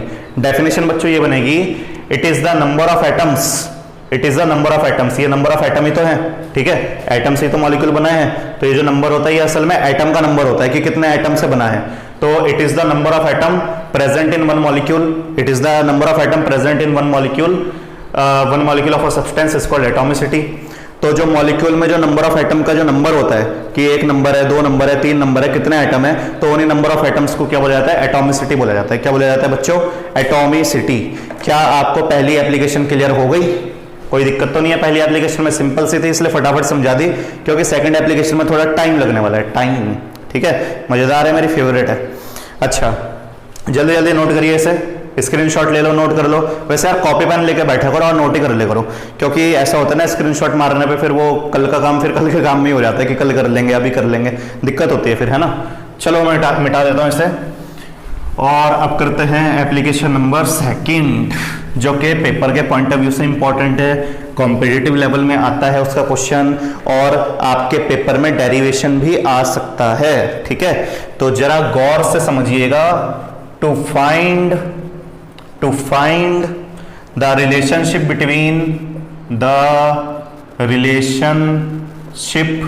Between vapour density and molar mass of gas. Vapour density and molar mass of gas. Vapour density and molar mass of gas. ठीक है जी। तो बच्चों हमें रिलेशनशिप बताना है वेपर डेंसिटी के बारे में और मोलर मास के बारे में। तो मोलर मास के बारे में वैसे मैंने अभी पढ़ाया नहीं है, क्योंकि मोल कॉन्सेप्ट अभी शुरू नहीं करा है, पर मोलर मास के बारे में आपको थोड़ा बहुत वैसे मालूम होगा। जैसे मैं यहाँ पे एग्जांपल दूं अगर मोलर मास का, जैसे अगर मैं एग्जांपल दूं मोलर मास का, तो मोलर मास का आपका किसी का भी मोलर मास निकाल लो। जैसे आपके पास H2SO4 हो गया बच्चों, इसको सल्फ्यूरिक एसिड बोलते हैं। तो आपको मालूम है यहाँ पे कितना हाइड्रोजन है, यहाँ पे 2 हाइड्रोजन है आपके। सल्फर कितना है, सल्फर 1 है, और यहाँ पे ऑक्सीजन के नीचे 4 है, तो 4O हो जाएगा यहाँ पर। तो यहाँ पे आप जानते हो कि हाइड्रोजन का मास 1 होता है, सल्फर का मास 32 होता है, 32 होता है, और ऑक्सीजन का मास होता है 16। तो ये आ जाएगा आपका मल्टीप्लाई करके 98 ग्राम पर मोल। ये यूनिट कैसा है वो भी बताऊंगा आपको बाद में। ऐसे ही आप क्या बोलते हैं, मोलर मास पानी का निकाल सकते हो बच्चों, H2O का निकाल सकते हो। यहाँ पे 2 H हो गए मेरे पास और ऑक्सीजन हो गया, तो 2 × 1 + 16 हो गया, तो यहाँ पे 18 ग्राम पर मोल निकल जाएगा बच्चों, 18 ग्राम पर मोल निकल जाएगा। ऐसे आप CO2 का निकाल सकते हो बच्चों मोलर मास, तो यहाँ पे कार्बन 12 हो गया और यहाँ पे 16 × 2 हो गया, तो यहाँ पे 16 × 2 कितना हो गया, 32 हो गया, तो ये 44 ग्राम पर मोल आ गया। तो इसे बोलते हैं बच्चों मोलर मास, जो कि फॉर्मूले से निकल जाता है। इसे बोलते हैं बच्चों मोलर मास, जो कि फॉर्मूले से निकल जाता है। ठीक है जी, कोई दिक्कत तो नहीं है। अब आ जाते हैं बच्चों वेपर डेंसिटी पे, कि वेपर डेंसिटी क्या होता है। पहले समझना भी तो पड़ेगा, तभी तो रिलेशन कर पाओगे। जैसे आपके पास कोई इंसान है, कोई किसी हिसाब से नई बातचीत हुई है, तो बातचीत हो गई, आपने देख लिया कि भाई मस्त है, कोई दिक्कत नहीं है, बंदा मस्त है, लाइन मारनी चाहिए, या बंदी मस्त है, लाइन मारनी चाहिए। तो ऐसे ही बस लाइन मारते रहोगे, ठीक है, कि उसे चेक भी करोगे कि वो सही है कि नहीं है, वो आगे जाके फायदा तो नहीं उठाएगा। अगर आप किसी के साथ रिलेशन में आना चाहते हो, अगर आप किसी के साथ रिलेशन में आना चाहते हो, 2 चीज रिलेशन में आना चाहती है, तो वो फायदे के लिए आना चाहती है, आगे फ्यूचर अच्छा करने के लिए आना चाहते हैं, कि फ्यूचर बर्बाद करने के लिए होना चाहिए जी। तो फ्यूचर कैसा होना चाहिए, बढ़िया होना चाहिए कि बेकार होना चाहिए, बढ़िया होना चाहिए। तो इसलिए रिलेशन ऐसा होना चाहिए कि किसी 2 चीजों का, कि आगे जाके यूजफुल हो, आगे जाके बढ़िया हो, कोई दिक्कत ना हो। तो आए समझ में। तो केमिस्ट्री में जरा रिलेशन भी लगा ले करो, ठीक है। तो सबसे पहले हमें चेक करना पड़ेगा कि वेपर डेंसिटी जो है, सबसे पहले चेक करना पड़ेगा कि जो वेपर डेंसिटी है वो क्या होती है। तो जरा वेपर डेंसिटी को पढ़ लेते हैं बच्चों। तो यहाँ पे हम पढ़ेंगे वेपर डेंसिटी को, वेपर डेंसिटी, इसको शॉर्ट फॉर्म में VD भी लिख सकते हैं, इसको शॉर्ट फॉर्म में VD भी लिख सकते हैं। तो यहाँ पे जो हमारे पास वेपर डेंसिटी है बच्चों, वो होता है density of gas at STP divided by density of hydrogen gas, divided by density of hydrogen gas at STP। ठीक है। तो क्या है बच्चों, vapour density, density of gas, कोई भी गैस, जो भी आपके पास गैस अवेलेबल हो, चाहे वो CO2 हो, चाहे वो ऑक्सीजन हो, चाहे वो फ्लोरीन हो, चाहे वो क्लोरीन हो, कोई सी भी गैस हो, उस गैस की वैल्यू आप ऊपर डालोगे और नीचे किसकी डेंसिटी डालोगे, हाइड्रोजन गैस की डेंसिटी डालोगे। वो भी आपको बता दूंगा कि क्या डेंसिटी होती है, ठीक है जी। और STP का मतलब भी आपको समझा दूंगा भाई फिलहाल के लिए। STP आप ऊपर नीचे दोनों तरफ लिख सकते हो, या तो कहीं एक तरफ भी लिख दोगे तब भी चलेगा। अगर आप यहाँ से मिटा दो, और नीचे बस STP करके लिखो तब भी कोई दिक्कत नहीं है, ऊपर लिखो STP, नीचे लिखो तब भी कोई नहीं है, एक बार लिख दोगे तब भी चलेगा, ठीक है। तो एट STP, तो अगर मैं नीचे लिखूं ऊपर लिखूं तो कोई दिक्कत नहीं है, ठीक है। अब वेपर डेंसिटी के कभी कभी टीचर लोग ये डेफिनेशन पूछ लेते हैं पेपर में, तो क्या बनी डेफिनेशन बच्चों? Vapour density is the ratio of, क्या बनी? फॉर्मूला से बना लो definition. Vapour density is the ratio of, is the ratio of density of given gas, density of given gas, जो भी आपको न्यूमेरिकल में गिवन गैस आएगी, CO2 आएगी, ऑक्सीजन आएगी, पता नहीं कौन कौन सी आएगी, ठीक है। Vapour density is the ratio of density of given gas to the density of hydrogen gas at STP। और STP की फुल फॉर्म बच्चों आपको मालूम होनी चाहिए। STP की फुल फॉर्म वैसे मैंने काफी बार बता भी रखी है। STP की फुल फॉर्म होती है बच्चों standard temperature pressure, standard temperature pressure, ठीक है जी। तो स्टैंडर्ड मतलब जो कि कभी ना बदले, जो कि एक जैसा रहे। टेम्परेचर का मतलब तो टेम्परेचर ही होता है, और प्रेशर का मतलब तो आपको पता ही है कि प्रेशर ही होता है। तो स्टैंडर्ड टेम्परेचर प्रेशर, स्टैंडर्ड को आप ऐसे समझ सकते हो जैसे आप किसी टीचर के पास गए और टीचर आपको क्या कर रहा है, टीचर आपको पढ़ा रहा है, पहले दिन फाड़ पढ़ा दिया उसने, खतरनाक पढ़ा दिया, दूसरे दिन भी बहुत ही खतरनाक पढ़ा दिया, तीसरे दिन भी बड़ा ही खतरनाक पढ़ा दिया।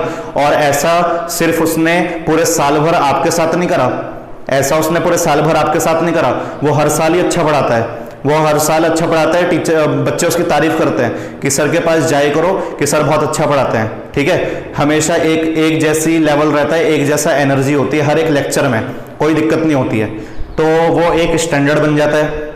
जैसे कोलगेट का बात कर लो, रामदेव बाबा जी, पतंजलि का, तो पतंजलि का कोलगेट अगर आप देहरादून में खरीदते हो, तो अगर वही पतंजलि का कोलगेट आप बॉम्बे में खरीदोगे तो क्या उसका टेस्ट बदल जाएगा? टेस्ट नहीं बदलेगा, क्योंकि स्टैंडर्ड है। वैसे ही एक टीचर और एक और टीचर की बात कर लेते हैं, उसने पहले दिन खराब पढ़ा दिया, दूसरे दिन और खराब पढ़ा दिया, बातें कर रहे हैं जी, पार्टी चल रही है, अलग अलग कॉलों वालों पे बात चल रही है, पूरा फुल डिसिप्लिन सारा बिगड़ चुका है, बच्चे उठ के कॉल पे बात कर रहे हैं। तो ये जो है ये भी स्टैंडर्ड है बच्चों, पूरे साल भर यही स्टैंडर्ड रहा, उसका भी एक स्टैंडर्ड बन जाएगा उस टीचर का, ठीक है जी, उसकी भी यही चीजें बन जाएगी।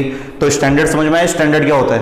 तो स्टैंडर्ड वो होता है जो कभी ना बदले, जो कभी ना बदले, ठीक है। ऐसे ही अब आप भी अपना स्टैंडर्ड बनाओ जो कि कभी नहीं बदलना चाहिए। जो भी मेरे से ऑनलाइन पढ़ते हैं, पूरे साल भर बच्चों, पूरे साल भर दिसंबर के लास्ट तक पूरा सिलेबस डाल दूंगा 11वीं क्लास का, और आपकी ड्यूटी है रोज रिवाइज करो, रोज पढ़ो। डाउट क्लास लेनी है तो बता देना, डाउट क्लास भी ले लूंगा, ठीक है। नंबर पे मैसेज कर देना मेरे, जो नंबर है डिस्क्रिप्शन में किसी वीडियो में देख लेना, डला हुआ होगा, तो उस पर मुझे कॉल कर देना या इवन मैसेज भी कर देना, तो मैं आपको डाउट क्लास भी ले लूंगा। किसी चीज़ में आपको डाउट होता है तो आपको भी अपना स्टैंडर्ड बनाना है पढ़ने का, डिसिप्लिन बनाना है पढ़ने का, रोज के 3 घंटे तो निकालने ही है पढ़ने के, ठीक है। ऐसे नहीं चलेगा कि आप सिर्फ वीडियो देख रहे हो और स्क्रीनशॉट मार लिया और फिर आपके फ़ोन में, और फिर आप फ़ोन से पढ़ रहे हो। नोट्स बनाओ प्रॉपर और पढ़ना शुरू करो, ठीक है।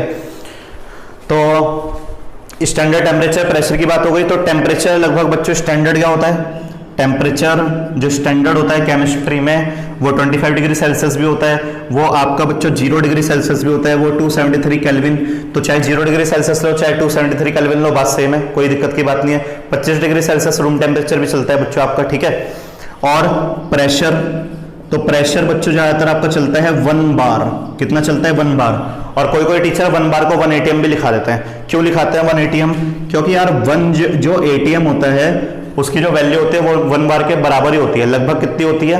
लगभग होती है 1.013 बार होती है, 1.013 बार होती है, 13 बार होती है।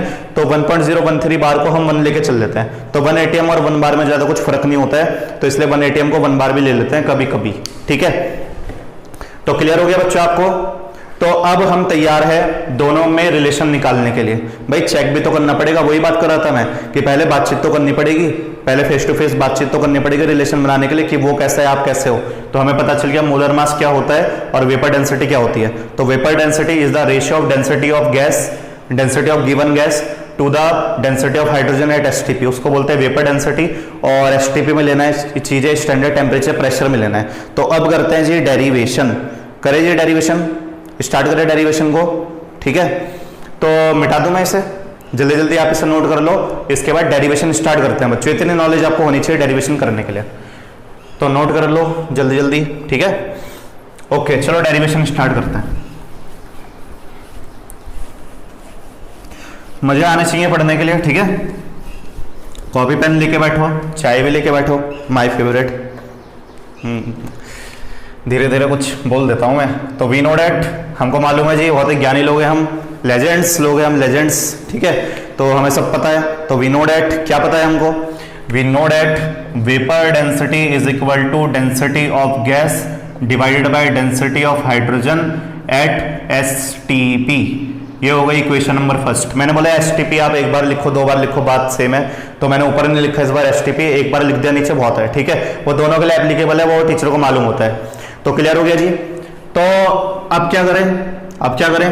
तो इसको वेपर डेंसिटी को हम ओपन कर सकते हैं बच्चों। तो वेपर डेंसिटी को ओपन करके क्या लिख सकते हैं? यहाँ पे डेंसिटी ऑफ गैस है, और डेंसिटी का फॉर्मूला क्या होता है? मास अपन वॉल्यूम होता है बच्चों। तो यहाँ पे हम लिख देंगे mass of gas divided by volume of gas, और divide by density of hydrogen को क्या लिखेंगे? Mass of hydrogen divided by volume of hydrogen, mass of hydrogen divided by volume of hydrogen at STP। This is equation number second. Equation number second मान लो, ठीक है जी, कोई दिक्कत तो नहीं है। डेंसिटी का फॉर्मूला खोला है बस मैंने। डेंसिटी होता है मास अपन वॉल्यूम, तो ये हो गया मास of gas divided by volume of gas. Density of hydrogen को खोलेंगे तो मास ऑफ हाइड्रोजन हो जाएगा divided by volume of hydrogen हो जाएगा। अब क्या करना है बच्चों? अब इन दो वॉल्यूम को हम बराबर लेंगे। अब इन दो वॉल्यूम को क्या लेंगे? हम बराबर लेंगे। तो लेट V गैस जो है और जो V हाइड्रोजन है उसको हम ले लेते हैं V लीटर। क्या ले लेते हैं बच्चों? V litre. दोनों को बराबर क्यों लिया है? एक एक पॉइंट का मतलब पता होना चाहिए डेरिवेशन में कि दोनों को बराबर क्यों लिया है। एक एक पॉइंट का मतलब पता होना चाहिए। तो जो बच्चों देखो सुनो, दोनों को बराबर इसलिए लिया है क्योंकि हम क्या पढ़ रहे हैं? एवोगैड्रो लॉ की एप्लीकेशन। और Avogadro law according to Avogadro's law, according to Avogadro law, equal volume of different gases, equal volume of different gases, समझ रहे हो ना? Equal volume of different gases containing equal number of molecules, equal volume of different gases containing equal number of molecules. तो यहाँ पे volume क्या लेना पड़ेगा? बराबर। किस वजह से लेना पड़ेगा बराबर? एवोगैड्रो लॉ की वजह से बराबर लेना पड़ेगा। क्या रीजन क्लियर है आपको कि वॉल्यूम क्यों बराबर ले रहे हैं? एवोगैड्रो लॉ बोलता है वॉल्यूम बराबर लेना है, अलग अलग गैस का वॉल्यूम बराबर लेना है, तो वॉल्यूम बराबर ले लेंगे हम अलग अलग गैस का, ठीक है। तो इसका मतलब ये हो गया कि ये वॉल्यूम और ये वॉल्यूम बराबर हो गया। इस वॉल्यूम की अगर 1 लीटर वैल्यू है तो इस वॉल्यूम की भी 1 लीटर वैल्यू है। इस वॉल्यूम की 2 लीटर वैल्यू है तो इस वॉल्यूम की भी 2 लीटर वैल्यू है। इस वॉल्यूम की 3 लीटर वैल्यू है तो इस वॉल्यूम की भी 3 लीटर वैल्यू है। तो ऐसा करेंगे जी, अगर ये बराबर है तो इनको हम काट देंगे, कैंसिल आउट कर देंगे। तो फॉर्मूला क्या बनेगा हमारा? फॉर्मूला बनेगा vapour density is equal to mass of gas divided by mass of hydrogen gas at STP। क्या इतनी बात आपको क्लियर हो गई बच्चों? इतनी बात आपको क्लियर हो गई, कोई दिक्कत तो नहीं है, ठीक है। और ये भी बता दो जी, एक चीज और करते हैं, ठीक है। मैंने यहाँ पे V लीटर ले लिया ना, वॉल्यूम ऑफ गैस मैंने V लीटर ले लिया, तो यहाँ पे लिखते हैं मास of V litre of gas divided by mass of dash litre hydrogen gas at STP। जरा डैश में बता दो, डैश में क्या आएगा? जरा डैश में बता दो, V लीटर आएगा कि क्या आएगा? 1 litre, 2 litre, 3 litre, V litre. तो यहाँ पे डैश में क्या आ जाएगा बच्चों? V लीटर आ जाएगा। V लीटर कैसा है? V लीटर यहाँ पे मैंने बोला वॉल्यूम बराबर है तो V लीटर है। इन दोनों का वॉल्यूम बराबर हो गया तो काट दिया हमने। तो मास के साथ मैंने वॉल्यूम को लिख दिया, मास ऑफ V लीटर। भाई कुछ वॉल्यूम का मास होगा ना, वॉल्यूम है आपके पास, तो वॉल्यूम से तो गैस का मास निकलेगा। तो यहाँ पे मैंने वॉल्यूम को मास की जगह पे लिख दिया, यहाँ पे मैंने वॉल्यूम को मास की जगह पे लिख दिया बच्चों, ठीक है। तो ये हो गई जी हमारी इक्वेशन नंबर 3 ना मानकर ऐसे ही कर लो अभी से फिलहाल, ठीक है। वॉल्यूम हो गया बच्चों। अब दोबारा से एवोगैड्रो लॉ लगाओ। अब दोबारा से एक बार जरा एवोगैड्रो लॉ लगाओ। मेरा मार्कर रो रहा है आज, सुन रहा है ना तू, है ना? रो रहा है मेरा मार्कर। अच्छा, तो यहां पर है वॉल्यूम लीटर। जरा दोबारा एवोगैड्रो लॉ लगाओ। तो वी नो डैट जो वॉल्यूम है, जो लीटर में गिवन है या किसी में भी गिवन है बच्चों, वो डायरेक्टली प्रोपोर्शनल होता है नंबर ऑफ मॉलिक्यूल्स के। ये भी तो हमने पढ़ा है कि नहीं पढ़ा है? नंबर ऑफ मॉलिक्यूल्स के बारे में पढ़ा है ना बच्चों हमने। तो जो हमारा वॉल्यूम होता है वो किसके बराबर होता है, नंबर ऑफ मॉलिक्यूल्स। एवोगैड्रो में ही पढ़ा है, एवोगैड्रो में ये रिलेशन पढ़ा था, V proportional number of molecules. इसका मतलब मैं V की जगह पे क्या डाल सकता हूँ, नंबर ऑफ मॉलिक्यूल्स डाल सकता हूँ बच्चों। तो यहाँ पे हो जाएगा vapour density is equal to mass of कितना, 1 लीटर। तो 1 लीटर में मतलब एक मॉलिक्यूल हो जाएगा n molecule, n number of molecule of gas, n number of gas, ऐसे लिख दो n ऑफ गैस, ठीक है, ऐसे लिख देते हैं, कोई दिक्कत नहीं है, ज़्यादा बड़ा चढ़ा के क्या लिखना है, ठीक है, पूरी लंबी लाइन हो जाएगी, नहीं तो मुझे पता चल गया v की जगह पे n लिखना है तो n लिख दिया। यहाँ पे भी लिख देंगे mass of 1n hydrogen gas at STP। क्या इतना स्टेप क्लियर हो गया बच्चों आपको, क्या इतना स्टेप क्लियर हो गया? वैसे 1 भी ना लिखो तो कोई दिक्कत नहीं है, ठीक है, n लिखोगे तब कोई प्रॉब्लम नहीं है, ठीक है।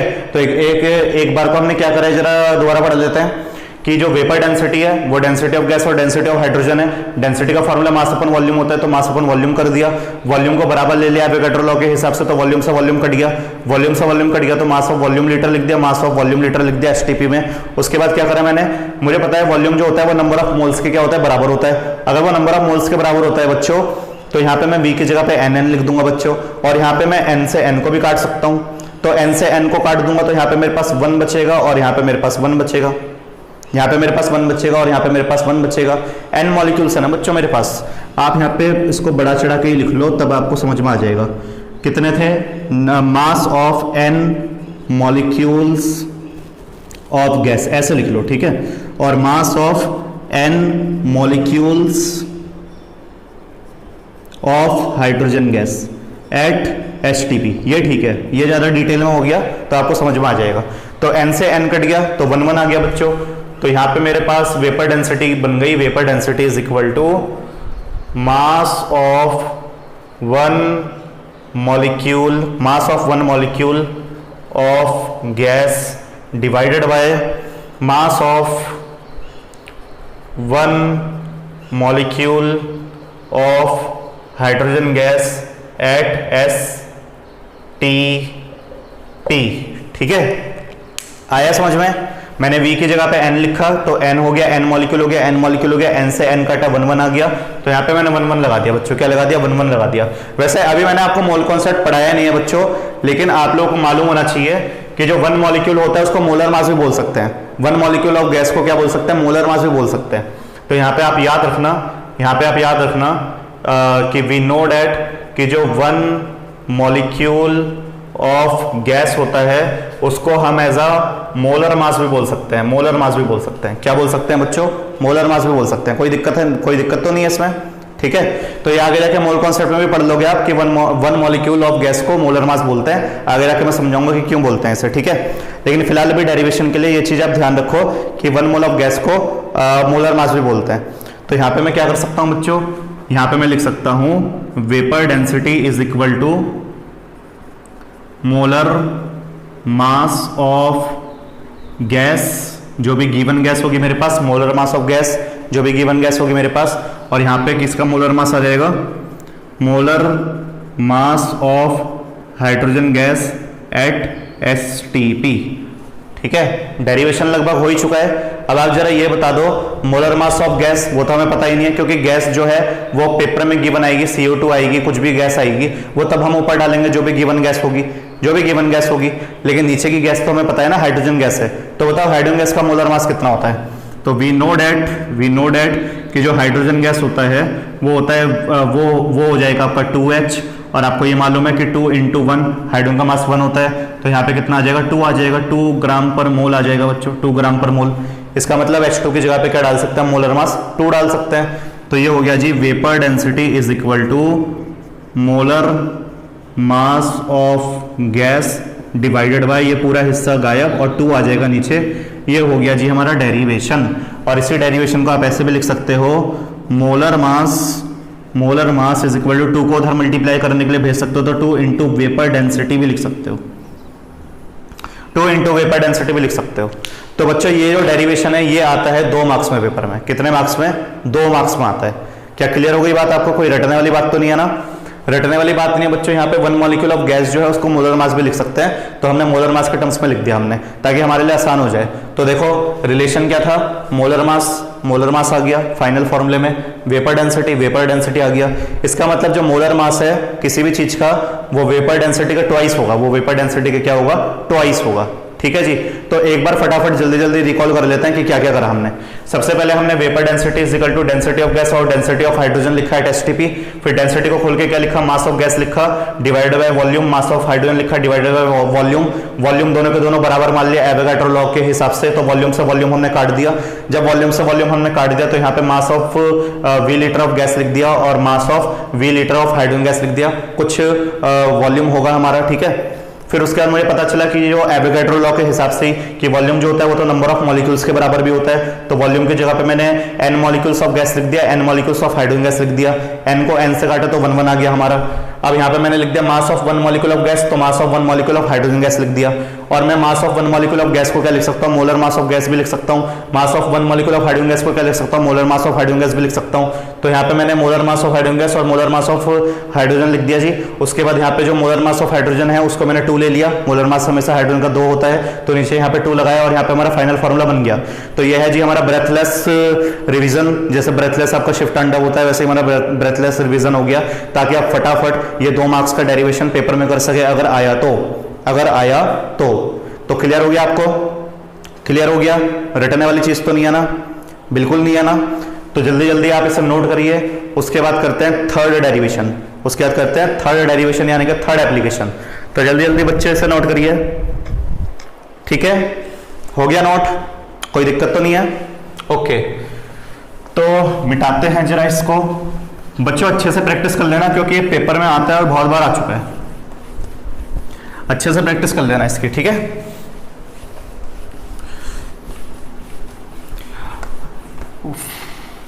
ज्यादा टाइम हो गया है ना, सबसे लंबी वीडियो आज ही बनेगी, मतलब 11th क्लास की। Third application, to find the relation between mass of gas and volume of gas. To find the relationship between mass of gas and volume of gas, mass of gas and volume of gas. ठीक है जी, तो किसके बीच में relation करना है, mass of gas और volume of gas के बीच में भी रिलेशन करना है। ठीक है, तो जरा कर लेते हैं फटाफट कि क्या क्या रिलेशन होता है बच्चों इसमें। ठीक है, तो एक चीज आपको मालूम होनी चाहिए, फिर डेरिवेशन बहुत आसान हो जाएगा।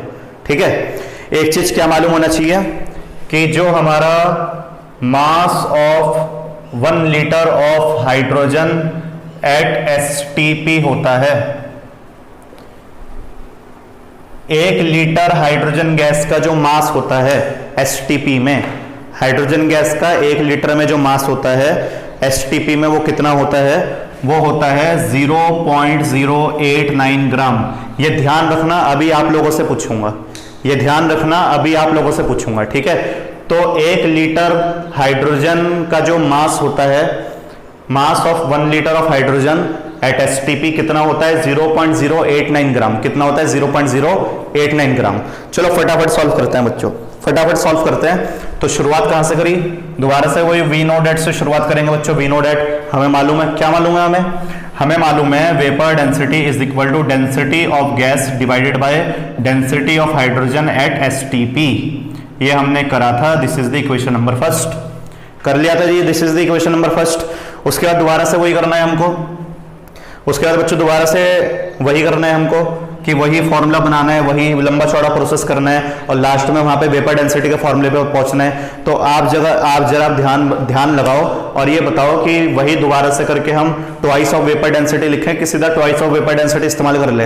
अगर जो अकलमंद होंगे वो ट्वाइस ऑफ वेपर डेंसिटी सीधा इस्तेमाल कर लेंगे। तो आया आपको समझ में कि दूसरी एप्लीकेशन दूसरे नंबर पर क्यों है और तीसरी एप्लीकेशन तीसरे नंबर पर क्यों है, क्योंकि दूसरी एप्लीकेशन की मदद से हम तीसरी एप्लीकेशन को प्रूफ करेंगे।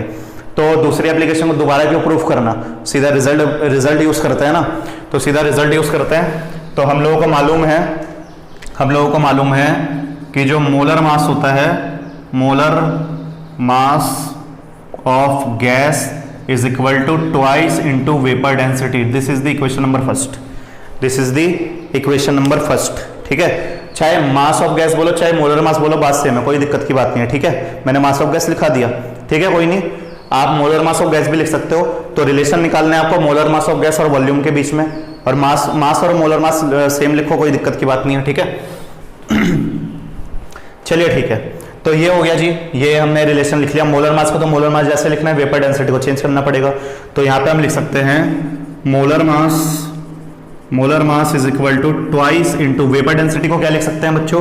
वेपर डेंसिटी को लिखेंगे मास ऑफ वेपर डेंसिटी को क्या लिखते थे, सॉरी, वेपर डेंसिटी को लिखते थे density of gas divided by density of hydrogen at STP. This is the equation number second. अब डेंसिटी को भी जरा ओपन कर लेते हैं बच्चों। तो molar mass is equal to twice into density of gas को क्या लिखेंगे? Mass of gas divided by volume of gas divided by mass of hydrogen divided by volume of hydrogen और एट एसटीपी। तो अब क्या करना है बच्चों? अब वॉल्यूम से वॉल्यूम काट दें क्या? वॉल्यूम से वॉल्यूम काट दें, बिल्कुल काट देंगे, बराबर ले लेंगे जी। तो this is the equation number third. तो ये जो हमारी जो इक्वेशन नंबर थर्ड है, इसमें हम बोलेंगे लेट जो वॉल्यूम ऑफ गैस है और जो वॉल्यूम ऑफ H2 है उसको V लीटर ले लेते हैं अकॉर्डिंग टू एवोगाड्रो, क्योंकि एवोगाड्रो बोलता है equal volume contain equal number of molecule, तो इक्वल वॉल्यूम लेना पड़ेगा। तो अगर इक्वल वॉल्यूम ले लेंगे तो ये वाला वॉल्यूम और ये वाला वॉल्यूम कट जाएगा जी। तो अगर ये वाला वॉल्यूम कट गया तो मतलब मास मेरे कुछ वॉल्यूम में होगी, मेरा मास जो होगा हाइड्रोजन में वो किसी वॉल्यूम में होगी। कितने वॉल्यूम में होगी? V लीटर वॉल्यूम में होगी। जरा देख लेते हैं। तो molar mass is equal to twice into mass of V litre of gas divided by mass of V litre of hydrogen gas at STP। ये तो हर जगह चिपकाना है आपको, STP तो हर जगह चिपकाना है। तो क्लियर हो गया बच्चे आपको? कोई दिक्कत तो नहीं है? कोई दिक्कत, कोई दुख, कोई तकलीफ नहीं है ना? तो अब क्या करना है? नंबर ऑफ मोल में कन्वर्ट करना है क्या? तो आपका जवाब होगा नहीं। यहां से बात थोड़ी सी वो हो जाती है, नंबर ऑफ मोल में क्यों कन्वर्ट करें भाई? नंबर ऑफ मॉलिक्यूल थोड़ी ना चाहिए, फिर मॉलिक्यूल को मोलर मास थोड़ी ना लिखना है जो वहां पे लिखा था। यहाँ पे क्या चाहिए? वॉल्यूम चाहिए। तो अगर वॉल्यूम चाहिए तो वॉल्यूम आप रखोगे यहाँ पे। हाँ, V से भी काट सकते हो, 1 लीटर कर सकते हो इसे। तो ये काट दो, ये 1 लीटर हो जाएगा, ये 1 हो जाएगा, ये 1 हो जाएगा। तो यहाँ पे आप लिख सकते हो molar mass is equal to twice into mass of 1 litre of gas divided by mass of 1 litre of hydrogen gas at STP। ये आप लिख सकते हो, कोई दिक्कत की बात नहीं है, ठीक है। अब बच्चों मुझे जरा ये बता दो, क्या मैंने आपको कुछ डिटेल पहले से बता रखी है हाइड्रोजन 1 लीटर हाइड्रोजन के लिए? जल्दी बताओ, क्या मैंने कुछ डिटेल पहले ही बता रखी है क्या हाइड्रोजन के लिए? बिल्कुल सर, ये बता रखी है, आपने पहले ही बता दिया था कि mass of 1 litre of hydrogen at STP कितना होता है? 0.089 ग्राम, ठीक है जी। और यहाँ पे भी लिखा है mass of 1 litre of hydrogen at STP, जो कि कितना लिख दोगे? 0.089 ग्राम लिख दोगे। तो यहाँ पे हमारा बन जाएगा relation molar mass is equal to 2 into mass of 1 litre of gas divided by 0.089 gram लिख दो, वो कोई दिक्कत नहीं है। वैसे लिखो या ना लिखो कोई प्रॉब्लम नहीं है, क्योंकि रिलेशन कर रहे हैं ना। तो जरा 2 और इसको डिवाइड कर दो। तो molar mass is equal to 2 upon 0.089 into mass of 1 litre of gas. तो जब आप इन दोनों को डिवाइड करोगे, जरा डिवाइड करो फटाफट, पॉइंट हटा दो, ऊपर 1000 आ जाएगा। फिर उसके बाद 200 और 89 को डिवाइड कर देना। तो मुझे तो मालूम है कि कितना आएगा, ठीक है। तो आप लोग एक बार देखो कितना आएगा, क्रॉस चेक कर लेना। ये आएगा बच्चों 22.4 into mass of 1 litre of gas. और ये जो 22.4 है इसको 1 लीटर में करा दो मल्टीप्लाई। 22.4 है उसको करा दो 1 लीटर। जैसे मैं एक एग्जांपल देता हूँ, आप सोच रहे होंगे 22.4 तो 1 लीटर में है। ऐसा नहीं है बच्चों। जैसे आपके पास दूध वाला आता है तो दूध वाला आपको 1 लीटर क्या देगा? रोज दूध देता होगा कि 1 लीटर आपके पास दूध आ रहा है सुबह सुबह पन्नी में पैक करके। आप उससे बोलो कि भैया कल को मुझे 22.4 लीटर चाहिए, 22.4 लीटर दूध चाहिए, तो 1 लीटर को क्या कर देगा, 22.4 लीटर कर देगा। तो 22.4 एक नंबर है, कोई क्वांटिटी नहीं है, तो 22.4 को आपको 1 लीटर में मल्टीप्लाई कर देना है, तो कितना लीटर आ गया, तो यहाँ पे आ गया molar mass is equal to mass of 22.4 litre of gas. और ये हो गया जी हमारा रिलेशन, यहाँ पे हो गया जी मास ऑफ गैस कितना, इतना, और वॉल्यूम ऑफ गैस। ठीक है, तो क्लियर हो गया बच्चों आपको।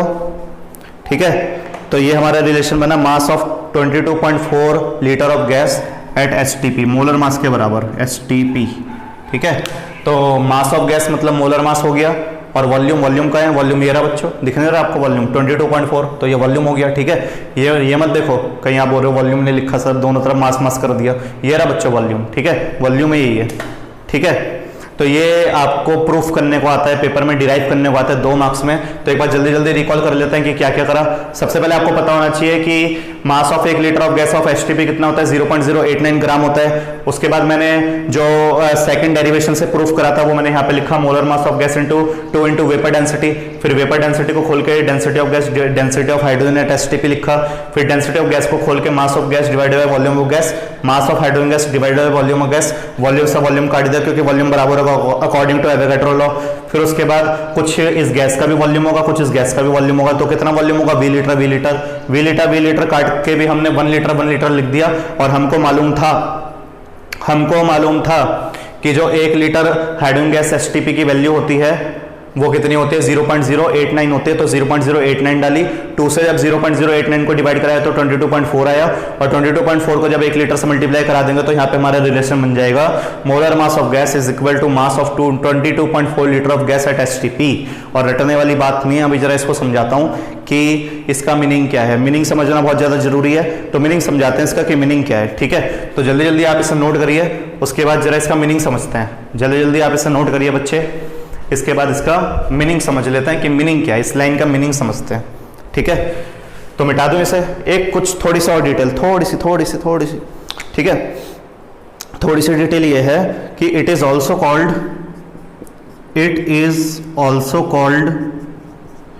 GMV, कभी आ जाती है फुल फॉर्म, तो इसको बोलते हैं जी gram molecular mass, gram molecular volume, gram molecular volume. ठीक है जी, याद रहेगा ये, कोई दिक्कत तो नहीं है। ठीक है, चलो अब मिटा देते हैं। तो आज का लेक्चर बहुत ही लंबा हो चुका है बच्चों, प्लीज धैर्य से बैठना, आपका धैर्य मेरे लिए बहुत ज़्यादा जरूरी है, पेशेंसली बैठना। ठीक है, और चीज़ों को पेशेंसली समझना। आसान है सारी चीज़ें, ये है 11th का कोर्स, 11th की केमिस्ट्री, जो कि मज़ेदार है, बहुत मज़ेदार है, सच में मज़ेदार तो है। तो क्या है हमारी हेडिंग, हमारी प्यारी प्यारी से सुंदर heading, molar mass of gas is equal to mass of 22.4 litre of gas at STP. ये है जी हमारा प्रूफ करने का वो लास्ट पॉइंट जो हमने प्रूफ करा था। जरा इसका मीनिंग समझ लेते हैं। तो मीनिंग समझने के लिए मैं यहाँ पे नोट में आपको समझाता हूँ बच्चों। यहाँ पे मैंने गैस ले ली, और यहाँ पे मैं लिखूंगा मोलर मास, यहाँ पे मैं लिखूंगा मोलर मास, और यहाँ पे मैं लिखूंगा वॉल्यूम, एट एसटीपी। जरा देखो, चेक करना, यहाँ पे मेरे पास हाइड्रोजन गैस है बच्चों, यहाँ पे मेरे पास कौन सी गैस है, हाइड्रोजन। तो हाइड्रोजन मैंने कितनी ली, हाइड्रोजन मैंने ली 22.4 लीटर। कितनी ली, 22.4 लीटर। तो अगर हाइड्रोजन मैंने 22.4 लीटर ली तो मेरा हाइड्रोजन का मोलर मास कितना निकलेगा। तो मैंने कोई गैस ले ली, गैस यहाँ पे देखो गैस लिखा है ना, तो मैंने गैस कौन सी ली, हाइड्रोजन गैस ली। कौन सी गैस ली, हाइड्रोजन गैस। कितनी ली, 22.4 लीटर। तो उसका मोलर मास कितना आएगा, उसका मोलर मास हमको पता है हाइड्रोजन गैस का कि 1 × 2 होता है, तो यहाँ पे 2 ग्राम पर मोल लिख देंगे बच्चों। तो कहने का मतलब ये है कि हमारे पास जो गैस होगी, अगर मैं 22.4 लीटर लूंगा तो उसका मोलर मास कितना निकलेगा, 2 ग्राम। ठीक है, ऐसे चलो 1-2 और क्वेश्चन करते हैं। जैसे यहाँ पे मेरे पास ऑक्सीजन गैस है, ठीक है, तो मेरे पास यहाँ पे जो मेरे पास ऑक्सीजन गैस है बच्चों, अगर मैं ऑक्सीजन गैस को 22.4 लीटर ले लूँ तो कौन सी गैस है अभी मेरे पास? Oxygen gas. कितना ले लूँ? 22.4 लीटर। तो मोलर मास कितना निकलेगा? मोलर मास यहाँ पे निकलेगा 2 × 16, तो 32 ग्राम पर मोल निकल जाएगा, 32 ग्राम पर मोल। तो कहने का मतलब ये है, एक ऑक्सीजन के मॉलिक्यूल में, एक ऑक्सीजन का मॉलिक्यूल अगर ऑक्सीजन को आप 22.4 लीटर लेते हो, अगर ऑक्सीजन को आप 22.4 लीटर लेते हो तो उसका मोलर मास कितना आएगा? 32 आएगा। जरा दोबारा समझते हैं। नाइट्रोजन गैस, तो यहाँ पे नाइट्रोजन जो है वो दोबारा से क्या लेंगे? 22.4 लीटर। वॉल्यूम सेम रखेंगे। हाँ, अगर ये वॉल्यूम बदल दोगे तो आपका मास वास में बदलाव आ जाएगा, लेकिन वॉल्यूम हम स्टैंडर्ड लेके चलते हैं, जो कभी ना बदले, जो कभी ना बदले। तो कौन सी गैस ले ली है? नाइट्रोजन गैस ले ली है। कितनी गैस ली है? 22.4 लीटर ली है। तो मोलर मास कितना निकलेगा? मोलर मास निकलेगा 2 × 14, तो निकल जाएगा 28 ग्राम पर मोल निकल जाएगा। ठीक है। जैसे ही एक और CO2 कार्बन डाइऑक्साइड, तो कार्बन डाइऑक्साइड अगर आप कितनी लोगे? 22.4 लीटर लोगे, तो बताओ मोलर मास कितना आएगा? तो यहाँ पे हो जाएगा 12 + 2 × 16, तो ये आ जाएगा 44 ग्राम पर मोल आ जाएगा बच्चों। ठीक है, तो क्लियर हो गया? लॉजिक क्लियर है? लॉजिक क्लियर है? ऐसे ही आप Cl2 ले लो, एक और कर लेते हैं। चलो लास्ट आप बताओ कितना लेना है, बताओ आप लोग कितनी लो? Cl2 स्टैंडर्ड लेके चलनी है, कितनी लेके चलनी है? 22.4 लीटर लेके चलनी है। जब आप 22.4 लीटर लोगे तो मोलर मास कितना आएगा? तो मोलर मास आएगा 2 × 35.5, तो ये आ जाएगा 71.0 ग्राम। तो आगे आपको समझ में कोई दिक्कत? कोई दिक्कत?